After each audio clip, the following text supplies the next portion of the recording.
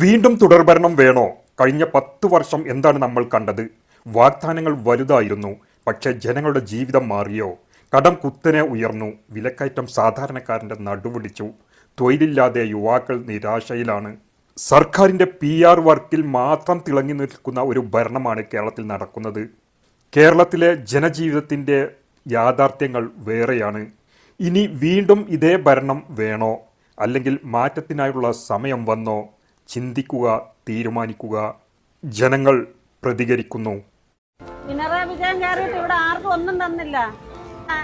പിന്നെ ശബരിമലയിൽ അവിടുത്തെ വിഗ്രഹങ്ങളെല്ലാം കിടത്തുന്നെന്ന് പറയുന്നത്, നമുക്കിവിടെ ഒരു ടോയ്ലറ്റ് പോലും ഇവിടെ തന്നിട്ടില്ല. ഇവിടെ വരിയത് ഇത് തരുമെന്ന് പറഞ്ഞിട്ട് ഇവിടെ ഒന്നും നിലവിൽ ഇതുവരെ വന്നിട്ടില്ല. നമ്മൾ ഈ വെയിലത്ത് കിടന്ന് 2000 രൂപയുടെ കുടയെ മാറ്റി വെച്ചിട്ട് നമ്മളിവിടെ വെയിലത്ത് കിടന്ന് ഇവിടെ കിടന്ന് നീറുന്നു. അത്രമേ ഇവിടെ നടക്കുന്ന. പുറത്താക്കാൻ ഒരു ഇതുണ്ടായിരുന്നു, ഓപ്ഷൻ ഉണ്ടായിരുന്നെങ്കിൽ ജനങ്ങൾ കയറി അടിക്കുമായിരുന്നു. അയ്യോ, ആരോഗ്യവകുപ്പിന് യാതൊരു ആരോഗ്യവും ഇല്ല. അതിന് കഴിഞ്ഞ 10 വർഷം ഇവിടെ ഭരണം ഉണ്ടായിരുന്നില്ലല്ലോ. ഒരു കൊള്ളയടിയായിരുന്നു.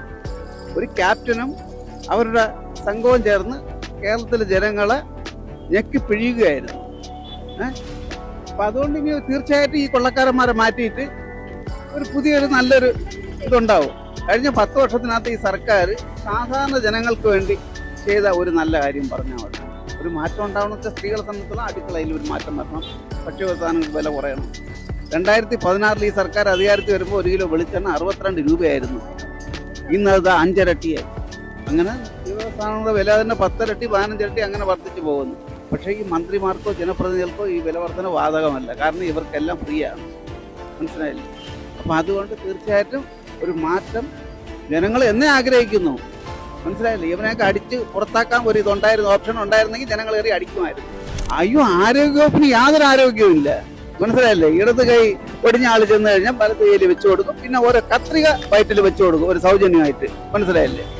അതുകൊണ്ട് വെറും വിവരമില്ലാത്ത കുറച്ച് രാഷ്ട്രീയത്തെ ഭരിച്ചുകൊണ്ടിരിക്കുന്നത്. അപ്പോൾ ഇതിനൊരു മാറ്റം തീർച്ചയായിട്ടും ഉണ്ടാവും. ജനങ്ങൾ അത് കൊടുക്കും കേട്ടോ. അവർക്ക് അഹങ്കാരം വന്ന് രണ്ടാമത് ജയിച്ചു കഴിഞ്ഞപ്പോൾ അഹങ്കാരം വന്നു. മോശമാണെന്ന് പറയും.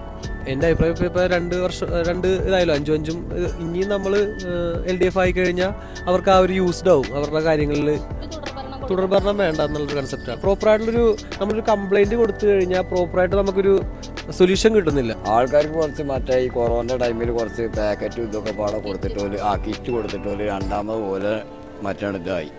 അല്ല വേറെ ഒരു കാര്യം. ന്യൂയോർക്കാ മുളപാടൊന്ന് വരാൻ പറ. മുളപാട് ഒരു പ്രാവശ്യം വന്നു കഴിഞ്ഞാൽ 2ാമത് പ്രാവശ്യം 6 റോട്ടിൽ കൂടി വരില്ല. എന്തോരം വണ്ടിയാണെന്നറിയാമോ കംപ്ലൈന്റ് ആവണം. വളരെ ഇത് തന്നെയാണ്. ഓരോരോ കാര്യം എടുത്തു നോക്കിയാൽ ആദ്യത്തെ ഇതിൽ വലിയ കുഴപ്പമുണ്ടാവില്ല. 2ാമത്തെ ഭരണത്തിൽ എന്ന് പറഞ്ഞാൽ വളരെ വളരെ വീക്കാണ് സർക്കാർ.